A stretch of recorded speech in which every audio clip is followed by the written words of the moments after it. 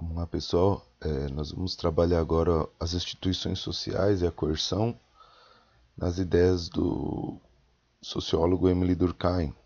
E aí o primeiro ponto aí que nós vamos ver, né, o que nós vamos trabalhar nos slides. Introdução ao conceito de fato social, proposto por Durkheim para representar o objeto de estudo da pesquisa sociológica. Destaque dos três elementos definidores de fato social, com atenção especial à coerção. As instituições sociais como agentes das coerções, o exemplo da propriedade privada. Então esses são os temas aí que nós vamos nos debruçar aí com, com o pensamento do Emile Durkheim. Instituições sociais e coerção. Quando nascemos já encontramos um mundo pronto, com suas leis, suas regras de funcionamento, os padrões de comportamento institucionalizados e as normas de conduta a serem seguidas.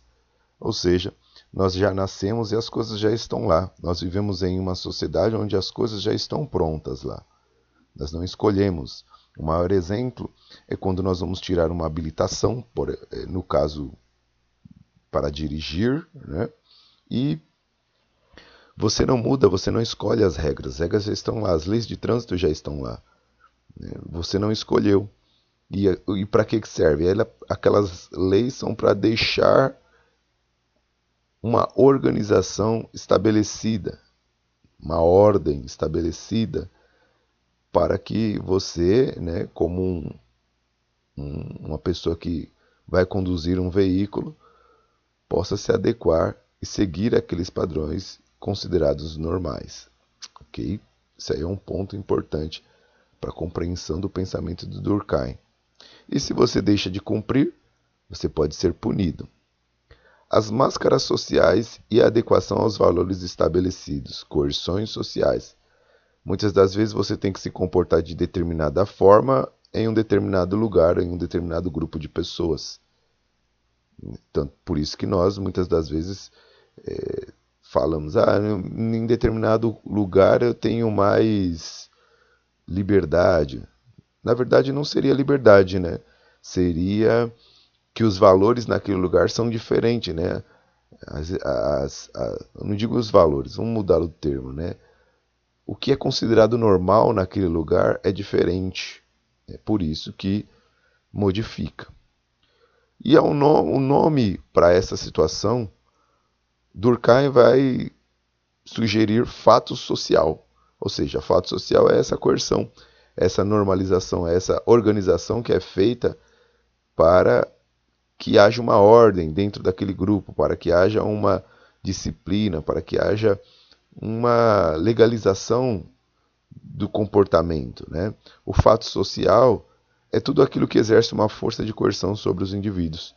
Como eu disse, uma lei, uma observância, né? Você está lá sendo observado, o conjunto de normas. Muitas vezes não precisa nem estar escrito em um papel, que nem é o caso da lei, mas já se instituiu dentro daquele grupo determinadas formas de você se comportar. Por isso que isso varia. Você não se comporta da mesma forma em uma escola quando você está com os seus amigos em uma festa, por exemplo. O comportamento é diferente. Por quê? Porque a normalização, o que é considerado normal naquele lugar, é diferente. A coerção que existe naquele lugar é diferente. E o interessante é que a coerção ela é exterior a nós. Por isso, nesse próximo tópico, exterioridade, já que tem existência própria sendo exterior aos indivíduos. Como eu disse, ela vem de fora, né? A coerção ela vem de fora, o fato social ele é algo exterior a nós, que serve para justamente nos normalizar, deixar de acordo com a ordem estabelecida, com a organização daquele lugar. Okay? Então isso seria, no caso, um dos elementos do fato social, né? A sua exterioridade. Só é fato social aquilo que é genérico, que se repete, que tem, de alguma maneira, aceitação coletiva. É como eu disse, quando você está com o seu grupo de amigos em uma festa, ali tem uma coerção. Né? Você não faz tudo o que você quiser, mas existem, dentro daquele grupo de pessoas, dentro daquele ambiente, maneiras de se comportar, maneiras do que é considerado normal, maneiras do que é considerado aceito pelo grupo. Por isso que qualquer atitude fora daquilo, já existe aí uma repressão, né? um olhar diferente, você tem uma atitude desagradável, as próprias pessoas que estão ali já vão olhar para você diferente. Isso pode ser numa festa, numa escola, em uma igreja, todos os lugares tem esse lance do fato social, esse lance da coerção. E na sociedade por completo, né, nós temos as leis. Na rua você não pode fazer o que você quer, existe aí uma coerção de como nós temos que nos comportar. Né? As instituições sociais. Essas instituições sociais é a que vai colocar, internalizar, né, dentro dos indivíduos o que pode ser considerado normal e o anormal. Né? Você não nasce com isso. Né?